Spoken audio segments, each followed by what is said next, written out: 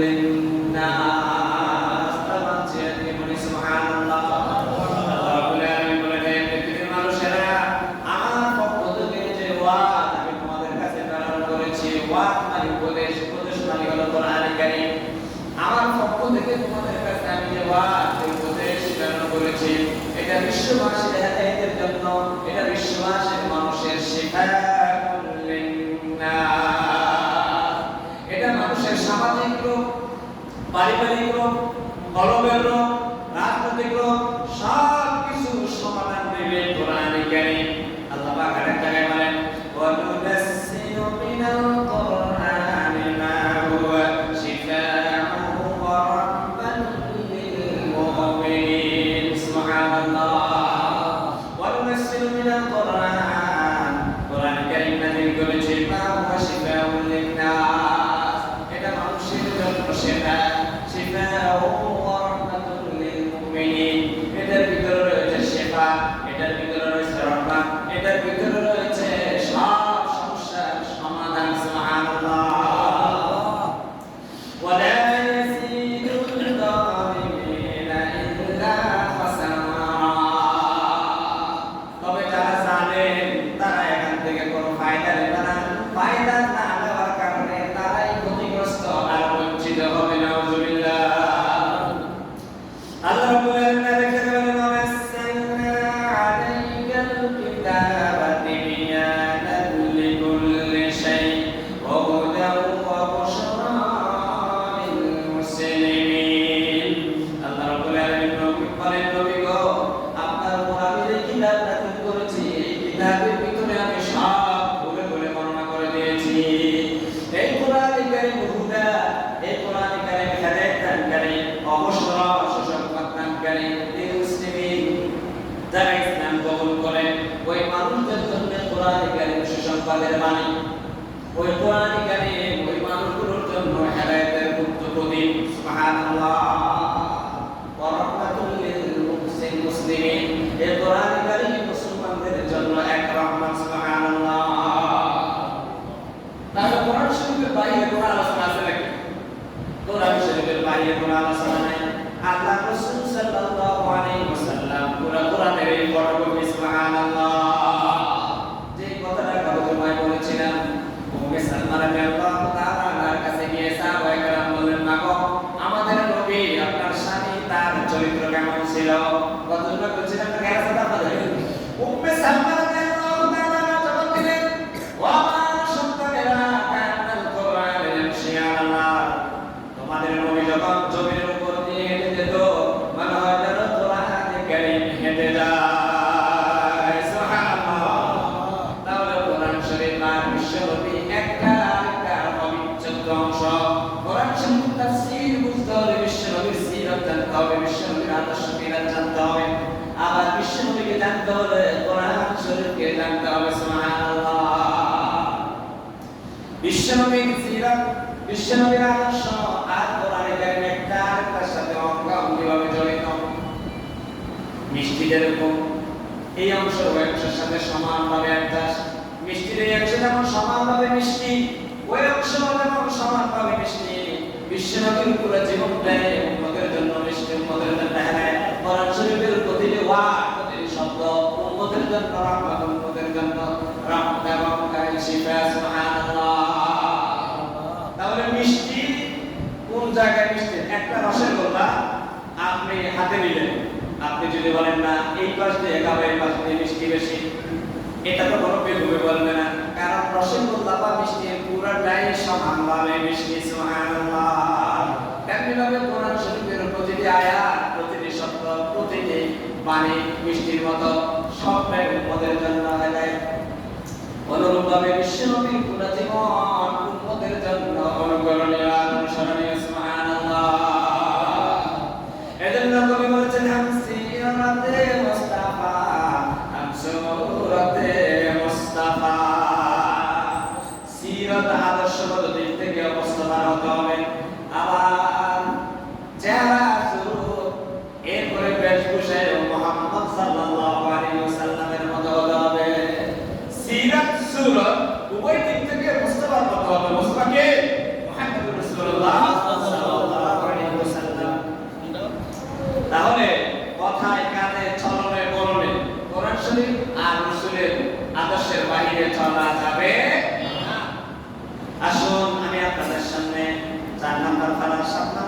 সূরা আলে ইমরানের 144 নম্বর আয়াত আমি আপনাদের সামনে তেলাওয়াত করেছি।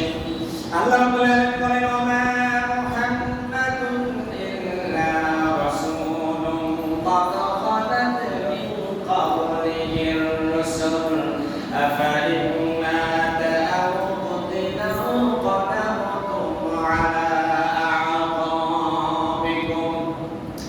ومن ينقلب على عقبيه فلن يضر الله شيئا وسيجزي الله الشاكرين সবাই বলি সুবহানাল্লাহ। আল্লাহ রাব্বুল আলামিন বলেন, হে পৃথিবীর মানুষেরা, ও নবীর উম্মতেরা, নবীর সাহাবীরা শোনো, মুহাম্মদুর রাসূলুল্লাহ একজন আল্লাহর রাসূল ছাড়া আর কিছুই নয়। মুহাম্মদ সাল্লাল্লাহু আলাইহি ওয়াসাল্লাম আল্লাহর রাসূল ব্যতীত কিছুই নয়। কদ খালাত মিন ক্বাবলিহির রাসূল, তার পূর্বে অসংখ্য নবী রাসূল পৃথিবী থেকে বিদায় হয়ে গেলেন। আফাইন মাতা কুতিলা ফালাতুম, যদি মুহাম্মদুর রাসূলুল্লাহ মৃত্যুবরণ করেন, ইন্তেকাল করেন, আও কুতিলা অথবা শহীদ হয়ে যান। মুহাম্মদুর রাসূলুল্লাহ সাল্লাল্লাহু আলাইহি ওয়াসাল্লাম যদি মৃত্যুবরণ করেন অথবা শহীদ হয়ে যান, তাহলে কি তোমরা এই ইসলামকে বাদ দিয়ে পূর্বে যেই ধর্মের উপর ছিলা সেই ধর্মের দিকে আবার চলে যাবে কিনা? কে কর? আল্লাহ বলতেছেন। আল্লাহ রাব্বুল আলামিন বলেন, ওয়া মান ইয়ানকালিব আলা আকিবাইহি, বিশ্বনবীর শহীদ হয়ে যাওয়ার পরে অথবা ইন্তেকাল করার পরে যদি তোমাদের পূর্বের ধর্মে চলে যাও, আল্লাহর কোনো ক্ষতি হবে না, বরং তোমাদের ক্ষতি তোমরা নিজেরাই করে ফেললে। ওয়াসায়াজিল্লাহু শাকিরিন, আল্লাহ রাব্বুল আলামিন বলেন, আমার নবী যেহেতু তিনি পৃথিবীতে এসেছেন, এজন্য একদিন তাকে ইন্তেকাল করার পর কালীন জগতে যেতে হবে।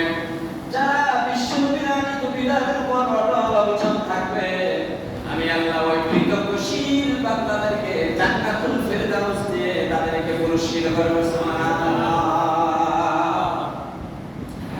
এই আয়াতটা নাযিল হয়েছিল উহুদ যুদ্ধের সময়। আব্দুল্লাহ ইবনে উবাই যখন মদিনার অলিতে তার গুপ্ত বাহিনী দিয়ে প্রচার করে দিল বিশ্বনবী মৃত্যুবরণ করেছেন, সুতরাং তোমরা বিশ্বনবীর পিছনে দৌড়ে কোনো লাভ নেই। বিশ্বনবী আব্দুল্লাহ ইবনে উবাই মুনাফিকের সন্তান, উহুদ যুদ্ধে যখন আল্লাহর রাসূলের দন্ত মোবারক শহীদ হয়ে গেল, আল্লাহর রাসূল যখন বেহুশ হয়ে পড়ে গেলেন, মুনাফিকেরা কাফেররা তারা মদিনা শরীফের অলিতে অপপ্রচার করতে লাগল যে কুতিলা মুহাম্মদ মৃত্যুবরণ করেছে, মুহাম্মদকে মারা হয়েছে, সুতরাং তোমরা মুসলমানরা সারেন্ডার করো, মুহাম্মদের পিছনে আর থাইকা লাভ নাই। আমার আল্লাহ আয়াত নাযিল করলেন, হে পৃথিবীবাসী শোনো, ওয়া মা মুহাম্মাদুন ইল্লা রাসূলুন ক্বাদ খালাত মিন ক্বাবলিহির রাসূল আফা ইন মাতা আও কুতিলা انقلبتم على أعقابكم ومن ينقلب على عقبيه فلن يضر الله شيئا وسيجزي الله الشاكرين। আল্লাহ বিশ্বনবী উম্মতদেরকে সান্ত্বনা দিলেন, ও নবীর সাহাবীরা শোনো, তোমাদের নবী যদি মারা যায়, তোমাদের নবী যদি শহীদ হয়ে যায়, তাহলে কি তোমরা তোমাদের পূর্বের ধর্মে আবার ফিরে যাবে নাকি? এমনটা যদি করো, আমি আল্লাহর কোনো ক্ষতি হবে না, আমি আল্লাহর কোনো ক্ষতি হবে না, বরং তোমরা নিজেরাই তোমাদের ক্ষতিটা ডেকে আনলে। বরং যারা আল্লাহর সিদ্ধান্তের উপর অটল অবিচল থাকবে, আমি আল্লাহ তাদেরকে জান্নাতুল ফেরদাউসের মতো মহান নিয়ামত দিয়ে পুরস্কৃত করব। সুবহানাল্লাহ।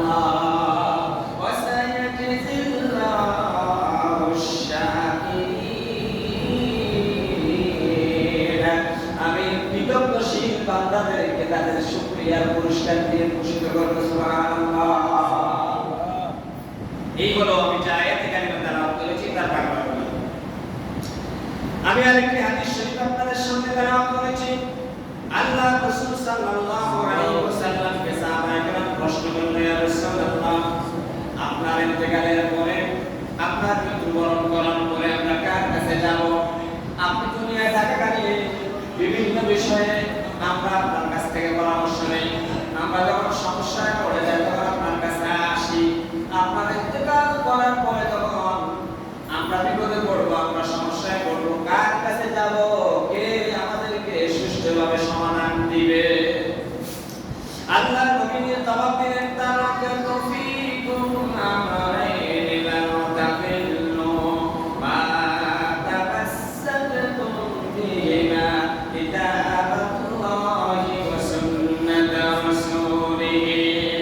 আল্লাহ রাসূল বলেন, ও আমার সাহাবীরা, আমার ইন্তেকালের পরে তোমরা হতাশ হও না, তোমরা আগুদেশ করিও না, কান্নাকাটি করিও না। আমার ইন্তেকালের পরে তোমাদেরকে গাইডলাইন দেওয়ার জন্য আল্লাহ রাব্বুল আলামিন কোরআন শরীফ নাযিল করেছেন। সুবহানাল্লাহ। আল্লাহর কিতাব আর আমি নবীর আদর্শ, আমি নবীর সুন্নাহ তোমাদের কাছে রেখে গেলাম। এই দুটো জিনিস যদি আঁকড়িয়ে ধরতে পারো, পৃথিবীর কোন শক্তি তোমাদেরকে পরাজিত পরাভূত করতে পারবে না।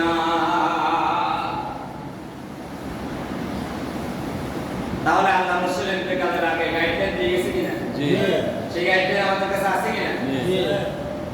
হুজুরের ইন্তেকালের পরে সাহাবায়ে কেরামরা যখন সব সাহাবায়ে কেরাম যখন বৈঠকে বসলেন যে আমাদের এখন কি হবে, ওমর তো মেনে নিতেই পারতেছে না। ওমর বলল, যে বলবে মুহাম্মদ সাল্লাল্লাহু আলাইহি ওয়াসাল্লাম ইন্তেকাল করেছেন, কোরআন তরবারি দিয়া তার মাথা থেকে গর্দানটা, বডি থেকে গর্দানটা আলাদা করে দেব। ওমর যুক্তি হলো মুহাম্মদ সাল্লাল্লাহু আলাইহি ওয়াসাল্লাম তো মুরাকাবায় গেছেন। কি মুরাকাবায় গেছেন? আল্লাহর দিদার লাভে কি যিনি মগ্ন আছেন এগার মত তার হাত পা নাড়াচাড়া করেন না। এটা ছিল ওমরের কি বিশ্বাস। ওমরের বিশ্বাস হলো এটা। মুসা আলাইহিস সালাতু ওয়াস সালাম তার কওম থেকে বিদায় নিয়ে যখন তুর পাহাড়ে গেলেন, মুসা আলাইহিস সালাম সেখানে চলতে দিয়েছিলেন। সবাই বলেছে মুসা আলাইহিস সালাম তুর পাহাড়ে ইন্তেকাল করেছেন, কিন্তু মুসা আলাইহিস সালামের অনুসারীরা বলতো না, মুসা আলাইহিস সালাম আবার আমাদের কাছে আসবেন। ওমরের ধারণা ছিল মুহাম্মদ সাল্লাল্লাহু আলাইহি ওয়াসাল্লাম আল্লাহর সাথে দিদার নামে ধন্য হয়েছে। সাময়িক তার জবানটা বন্ধ, তার শরীরটা নড়াচড়া বন্ধ। হয়তো বিশ্বনবী মুহাম্মদ রাসূলুল্লাহ তিনি আবার তার হুঁশ ফিরে পাবেন, তিনি জ্ঞান ফিরে পাবেন, আবার আমাদের সাথে তার স্বাভাবিক জীবন যাপন করবেন। এই ছিল ওমরের ধারণা। ওমর বলতেন, কোরআন তরবারি উঁচু করে বলল, যে বলবে মুহাম্মদ ইন্তেকাল করেছে তার কলনা আলাদা করে ফেলবো। সবাই ভয়ে চুপচাপ। একজন সাহাবী এই কর্তব্য বিমুখ হযরত আবু বকর সিদ্দিক রাদিয়াল্লাহু তাআলা আনহু, তিনি অতি কর্তব্য বিমুখ। সাহাবায়ে কেরাম এত বিষণ্ণতা অনুভব করলেন, এত একাকিত্ব অনুভব করলেন, এত আফসোস করলেন। ওদিকে হুজুরের স্ত্রীরা তারাও স্বামী মারা গেল। বিশ্বনবী মুহাম্মদ রাসূলুল্লাহ স্বামীর চাইতে বেশি ভালোবাসতেন তারা নবী হিসেবে। সুবহানাল্লাহ। স্বামীর চাইতে বেশি ভালোবাসতেন, নবী হিসেবে শ্রদ্ধা করতেন। আমাদের স্ত্রীরা আমাদেরকে কি সেভাবে শ্রদ্ধা করে? জীবন পর্যন্ত দিতে রাজি হয়ে গেলেন হুজুরের স্ত্রীরা। হযরত আয়েশা বললেন, মিশরের নারীরা ঈসু আলাইহিস সালামের প্রেমে মুগ্ধ হয়ে তাদের অজান্তে হাতে দিল আর ছুরি দিল। ঈসু আলাইহিস সালামের দিকে তাকিয়ে রইল, অজান্তে তারা তাদের হাতটা কেটে ফেলল। আর আমার স্বামী একজন নবী, তার ভালোবাসায় উহুদের প্রান্তরে, বদরের প্রান্তরে তারা শহীদ হতেও দ্বিধাবোধ করেন নাই। তো যে কথাটা আমি বলতে যাচ্ছি, এখন সবাই কান্না বিজড়িত কণ্ঠে এত হতাশ, এত বিষণ্ণতা অনুভব করলেন। হযরত ওমর ফারুক রাদিয়াল্লাহু তাআলা আনহু, হযরত আলী রাদিয়াল্লাহু তাআলা আনহু, হযরত ওসমান রাদিয়াল্লাহু তাআলা আনহু, সব সাহাবায়ে কেরাম ওখানে। এখান থেকে আরেকটা ঘটনা ঘটেছিল। আল্লাহ রাসূল সাল্লাল্লাহু আলাইহি ওয়াসাল্লাম বৃহস্পতিবারের দিন অসুস্থ হয়ে পড়েন। বৃহস্পতিবারে অসুস্থ হয়ে যাওয়ার পরে আরেকটি রওয়ায়াত আসছে, হুজুর মোট 10 দিন অসুস্থ ছিলেন। এই 10 দিনের ভিতরে 9 দিনে হযরত আবু বকর সিদ্দিক রাদিয়াল্লাহু তাআলা আনহু ইমামতি করেছেন। সুবহানাল্লাহ। কয় দিন? 9 দিন। আরেকটি রওয়ায়াতে এসেছে হযরত আবু বকর সিদ্দিক রাদিয়াল্লাহু তাআলা আনহু বিশ্বনবী জীবিত থাকাকালীন অবস্থায় 17 ওয়াক্ত, আরেকটি রওয়ায়াতে এসেছে 20 ওয়াক্ত নামাজ হযরত আবু বকর সিদ্দিক রাদিয়াল্লাহু তাআলা আনহুর ব্যক্তিত্বে আদায় হয়েছিল। সুবহানাল্লাহ। বিশ্বনবী জনাব মুহাম্মদুর রাসূলুল্লাহ সাল্লাল্লাহু আলাইহি ওয়াসাল্লাম অসুস্থ হয়ে যাওয়ার পরে সাহাবায়ে কেরাম যখন হুজুরকে দেখতে গেলেন, হুজুর সাল্লাল্লাহু আলাইহি ওয়াসাল্লাম বললেন, আমার জন্য কিছু কাগজ আর কলম আনা হোক। কি আনতো? কাগজ আর কলম আনা হোক। কিন্তু ওই মজলিসে যারা উপস্থিত ছিলেন সবাই চিন্তা করলেন, হুজুরের যদি আমরা বিভিন্ন বিষয়ে প্রেসার ক্রিয়েট করি, হুজুর এমনি অসুস্থ মানুষ, সুতরাং হুজুর কিছুই টাকার দরকার নাই, কারণ কোরআনে কারিমে তো আমাদের জন্য যথেষ্ট। হুজুর যদি কিছু লিখে দেন, এটা নিয়ে ফিতনাবাজি শুরু হবে। বুঝলেন না? জি।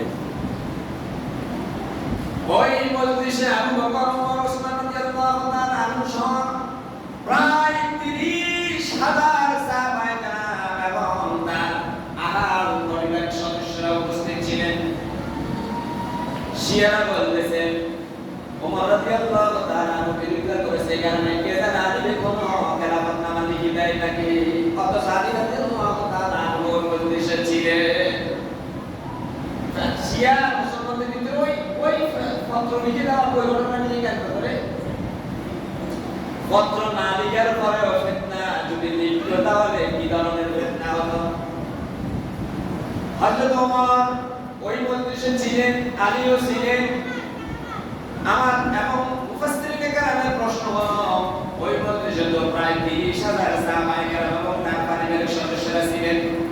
হযরত ওমর যদি নিষেধ করিয়ে থাকতো তাহলে তো বাকিরা বলতো, হুজুর বলেছেন কাগজ আনার জন্য, কলম আনার জন্য আনা হোক। কিন্তু তা না করে আলী রাদিয়াল্লাহু তাআলা আনহু বলেছেন, না, হুজুর অসুস্থ, এই মুহূর্তে কাগজ কলম আনতে হুজুর তো নিজে লিখবে না, হুজুর তো লিখবে না। যেহেতু হুদায়বিয়ার সঙ্গে হুজুর সাল্লাল্লাহু আলাইহি ওয়াসাল্লাম বলেছেন, আমি আলী নিজ হাতে লিখেছি, সুতরাং আজকেও হয়তো হুজুর বলবেন আমি লিখবো। হুজুরের আমরা কষ্ট দিতে চাই না। আল্লাহ তো আমাদের কাছে কোরআন শরীফ নাযিল করে রেখে দিয়েছেন। কোরআন শরীফ হলো আল্লাহর স্বহস্তে লিখিত, সুতরাং আল্লাহর স্বহস্তে লিখিত, আল্লাহর পুত্র দিয়ে স্বহস্তে লিখিত, আল্লাহর ওয়াদার কলম দ্বারা লিখিত ওই কিতাব থাকতে আর দ্বিতীয় আর কিছু লেখার দরকার নেই। আমার প্রিয় ভাইরা, হুজুরের ইন্তেকাল হয়ে যাওয়ার পরে খলিফা নিয়ে যখন বিতর্ক হলো, আনসাররা তারা বলল যে তাদের থেকে খলিফা হবে, মুহাজিররা বলল না আমাদের থেকে খলিফা হবে। তখন হযরত ওমর রাদিয়াল্লাহু তাআলা আনহু সহ সাকিফা নামক এক জায়গায় সবাই বসলেন। মঙ্গলবার রাত্রে, কি বার রাত্রে? মঙ্গলবার সন্ধ্যাবেলা সব সাহাবায়ে কেরাম, আনসার আর মুহাজির একত্রিত হলেন। সব সাহাবায়ে কেরাম সেখানে জরুরি বৈঠক বসলেন, কারণ হুজুরের ইন্তেকাল হয়ে গিয়েছে, একদিন পার হয়ে 2 দিনে পড়েছে। এখন আমরা হুজুরের জানাজার ব্যবস্থা করতে পারলাম না, হুজুরকে কবরে রাখার ব্যবস্থা করতে পারলাম না। খেলাফতের সিদ্ধান্ত নিয়ে আমাদের ভিতরে মতদ্বৈধতা শুরু হয়েছে। মঙ্গলবার সন্ধ্যাবেলা জরুরি বৈঠক বসলো। আনসারদের সব বড় বড় সাহাবায়ে কেরামরা সামনের স্টেজে চলে আসলো, মুহাজিরদের থেকে বড় বড় সাহাবায়ে কেরাম সামনের সারিতে চলে আসলো। হযরত সাদ রাদিয়াল্লাহু তাআলা প্রস্তাব করেছিল মুহাজিররা, আনসাররা, আর মুহাজিররা বলল না আমরা কোনো প্রস্তাব করব না, হুজুরের ইশারায় আমাদের সামনে উপস্থিত আছে। তারা বলল যে আল্লাহ রাসূল যিনি হিজরত করেন, হিজরতের টাইমে আল্লাহ রাসূল হযরত আবু বকর সিদ্দিক রাদিয়াল্লাহু তাআলা আনহুকে নিয়ে ওই যে যেখানে তারা বসলেন মঙ্গলবার রজনীতে, যেই জায়গায় বসলেন সর্বপ্রথম ওমর রাদিয়াল্লাহু তাআলা বক্তব্য উপস্থাপন করলেন। সর্বপ্রথম বক্তব্যকে দিলেন ওমর রাদিয়াল্লাহু তাআলা দিলেন। তিনি কোরআন শরীফের আয়াতগুলো উপস্থাপন করতে শুরু করলেন। আল্লাহ রাব্বুল আলামিন বলেন ইদহুমা ফিল গামারি ইদ ইয়াকুলু লিসাহিবিহিমা লা তাহসান ইন্নাল্লাহা মা'ানা। হযরত ওমর যুদ্ধ উপস্থাপন করলেন। হুজুর যখন হিজরত করে মক্কা থেকে মদিনায় ফিরে যাচ্ছেন, ওই টাইমে হুজুর আবু বকর সিদ্দিক রাদিয়াল্লাহু তাআলা আনহুকে সাথে নিয়েছেন। এই আয়াত দ্বারা বোঝা যায় হুজুরের ইন্তেকালের পরে খিলাফতের দাবিদার মুসলিম বিশ্বের উপর হকদার আবু বকর সিদ্দিক। সুবহানাল্লাহ।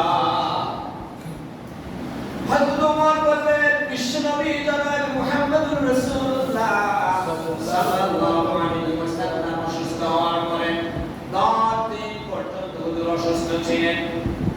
এই 10 দিনের ভিতরে হুজুর ফাঁকা ফাঁকা আসতেন। 9 দিনে আল্লাহর নবীর ওয়ার্ডারে হযরত আবু বকর সিদ্দিক মসজিদে নববীর ইমামতির দায়িত্ব পালন করেছেন।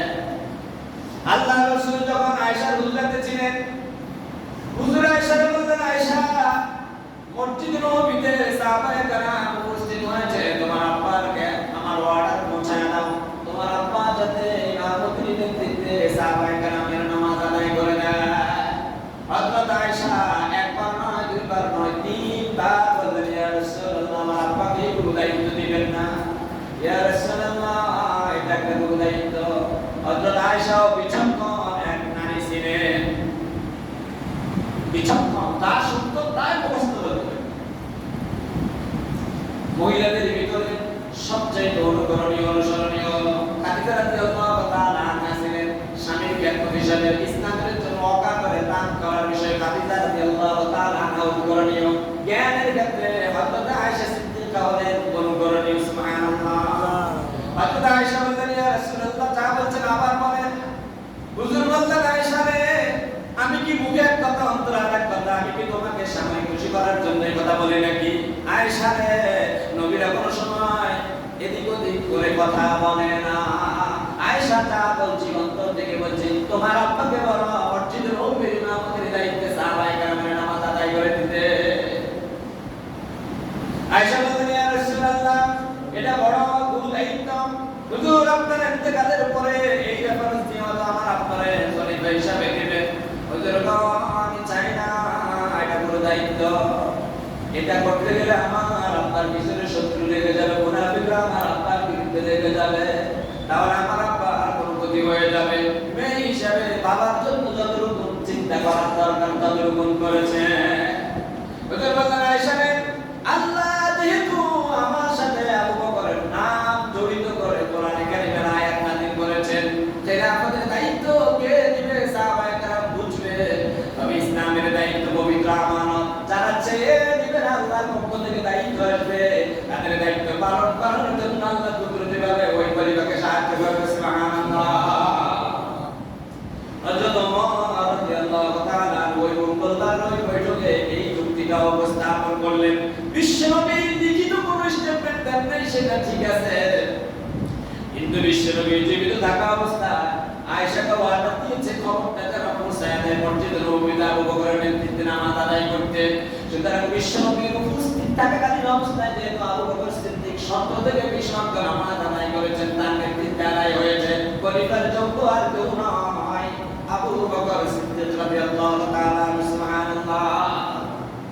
এরপর আল্লাহ রাসূল আরেকদিন বললেন, আল আইম্মাতু মিন কুরাইশ, নেতৃত্বের যোগ্যতা কোয়ালিটি থাকবে কুরাইশ বংশের কাছে। তার কারণ হলো কুরাইশরা হলো নেতৃত্বের জন্মদানকারী, তারা নেতা তৈরি করে। কাবা শরীফের খিদমত করার কারণে কুরাইশ বংশের মর্যাদা আল্লাহ পাক এত বেশি দিয়েছেন। হুজুর বললেন, আল আইম্মাতু মিন কুরাইশ, কুরাইশ থেকে নেতৃত্ব আসবে। সুবহানাল্লাহ। এই সব যুক্তি কে দেয়? ওমর রাদিয়াল্লাহু তাআলা যুক্তি দেয়। কার পক্ষে? আবু বকরের পক্ষে। আর আমরা ওই লোকের মানে ইংরেজ আর তো বড় বড় বাহ আই না তো আবু বকর এবং তার পারিবারিক সিদ্ধান্ত খেলাফতের দায়িত্ব নেবে না। এবার আবু ওমর রাদিয়াল্লাহু তাআলা আনহু আরেক আয়াত উপস্থাপন করলেন, বাদাই বলি ওয়াসাবিকুনাল আউয়ালুনা মিনাল মুহাজিরিন ওয়াল আনসার। হযরত ওমর ফারুক রাদিয়াল্লাহু তাআলা বললেন সাহাবীরা শোনো, খেলাফতের যোগ্য হওয়ার জন্য আনসারদের চাইতে মুহাজিরদের অবদান বেশি। এটা আমার নয়, এটা আল্লাহ স্বীকৃতি দিয়েছে। ওয়াসাবিকুনাল আউয়ালুনা মিনাল মুহাজিরিন ওয়াল আনসার। আগে আল্লাহ মুহাজিরদের কথা বলছে, তারপর আনসারদের কথা বলছে। আনসাররা নিজের বাড়িতে সাহাবায়ে কেরামদের আশ্রয় দিয়েছে, আর মুহাজিররা নিজের বাড়ি, গাড়ি, ব্যবসা বাণিজ্য ছাড়িয়ে চলে গেছেন মদিনায়। সুতরাং আনসারদের চাইতে মুহাজিরদের অবদান বেশি। কে করতেছে? ওমর রাদিয়াল্লাহু তাআলা। এরপরে আল্লাহ রাসূল একটি হাদিস শরীফ ইমামতির যোগ্যতার সম্পর্কে বললেন। ইমামতির যোগ্যতার জন্য 5টি ক্রাইটেরিয়া আল্লাহ রাসূল বললেন। ইমামতির যোগ্য হওয়ার জন্য সর্বপ্রথম যে ব্যক্তি ইমামতি করবেন তার নামাজ এবং অন্যান্য বিষয়ে পারদর্শিতা হওয়া লাগবে। আবু বকর সিদ্দিক সেদিক থেকে পারদর্শী। এরপরে আবু বকর সিদ্দিক রাদিয়াল্লাহু তাআলা বিশুদ্ধ কোরআন কারীম তেলাওয়াত করতে পারেন। 3 নাম্বার ক্রাইটেরিয়া হলো যে তাকওয়াবান মুত্তাকি, সে ইমামতির যোগ্য হবে। 4 নাম্বার হলো যে ব্যক্তি সর্বপ্রথম ইসলাম কবুল করবে বা ইসলাম কবুল করার দিক থেকে যে আগে সে ইমামতির যোগ্য। এই যোগ্যতা কে দেয়? ওমর রাদিয়াল্লাহু তাআলা দিচ্ছেন। ওমর রাদিয়াল্লাহু তাআলা বললেন খলিফা হওয়ার জন্য, খলিফা মানে ইমাম হওয়ার জন্য যোগ্য হলো প্রথমে তার কোরআন শরীফের জ্ঞান থাকতে হবে, বিশুদ্ধ কোরআন শরীফ তেলাওয়াত থাকতে হবে, মুত্তাকি হতে হবে। আবু বকরের কোনটাই বাদ নাই। তিনি মসজিদে আগে ঢুকতেন, সবার শেষে বাইরে হইতেন। আল্লাহ রাসূল বলেছেন 10 জন জান্নাতের জান্নাত প্রাপ্ত 10 জন সাহাবী। আল্লাহ রাসূল বলেছেন তার ভিতরে 1 নাম্বার হচ্ছেন আবু বকর সিদ্দিক রাদিয়াল্লাহু তাআলা। এরপরে হুজুর বলেছেন সর্বশেষ যে ক্রাইটেরিয়াতে তোমরা করবে নির্বাচন করবে, ইমাম নির্বাচন করবা, সেই ক্রাইটেরিয়া হলো যে ইসলাম আগে কবুল করেছে তাকে প্রায়োরিটি দিবা। মনে করেন ক্যান্ডিডেট 10 জন, সবাই জ্ঞান সমান, কেরাত তেলাওয়াত বিশুদ্ধ সমান, সবাই মুত্তাকিও, তখন কি দেখবে? হুজুর বলছে যে আগে ইসলাম কবুল করেছে সেটা দেখবে। বর্তমানে দেখবে যে তার বয়স বেশি, এটাও যদি সমান হয়, হুজুর বলেছেন উপস্থিত মুসল্লিদের ভোট নিবে 4টা শরীয়তের ভিতরে, আর 5ম নম্বরটা মুসল্লিদেরকে ছেড়ে দিবে। তার ইমাম হওয়ার যোগ্যতা প্রথমে বিশুদ্ধ তেলাওয়াত বা কোরআন কারীমের জ্ঞান, ফিকহের জ্ঞান। 3 নম্বর হলো তাকওয়া। 4 নম্বর হলো বয়স। আর সাহাবায়ে কেরামের জামানায় তাদের জন্য ছিল যে আগে ইসলাম কবুল করছে। তাহলে আগে ইসলাম কবুল করছে কে? আবু বকর। তাহলে এই দিক থেকে ওকে আবু বকর এগিয়ে। এরপরে হযরত ওমর সর্বশেষ বললেন আবু বকরের এই সব যুক্তি আমি তোমাদের কাছে উপস্থাপন করলাম, আমাদের জন্য সবচাইতে বড় অনুকরণীয় আর অনুসরণীয় হলো আল্লাহর কোরআন। সুবহানাল্লাহ। যেহেতু আল্লাহর কোরআনে ইশারা ইঙ্গিতে আবু বকরের নাম এসেছে, অন্য কোন সাহাবীর নাম যায়েদ রাদিয়াল্লাহু তাআলা আনহুর নাম ছাড়া কোন সাহাবীর নাম নাই, সরাসরি নাই। এতে মাসালুহু ফিত তাওরাত ওয়া মাসালুহু ফিল ইনজিল, আপনার আলোচনা, আপনার সাহাবীদের আলোচনাও আমি তাওরাত ইনজিলে করেছি। সাহাবীদের ভিতরে তো বহুত জন আছে, কিন্তু স্পেশালি আপনার নির্দিষ্ট করে আল্লাহ রাসূলের পরে একজন সাহাবীর নাম আল্লাহ ইনডাইরেক্টলি উল্লেখ করেছেন, তিনি হচ্ছেন আবু বকর। তাহলে সব দলিলাদিল্লাহ দ্বারা এই কথাই প্রমাণিত হয় খলিফা হওয়ার যোগ্য আবু বকর। এরপরেও আমরা আবু বকর এবং অন্যান্য খলিফা তারা খেলাফতের দায়িত্ব পালন করবে, তারা যদি বিচ্যুত হয়ে যায় তার জন্য কোরআন কারীম আছে। সুবহানাল্লাহ।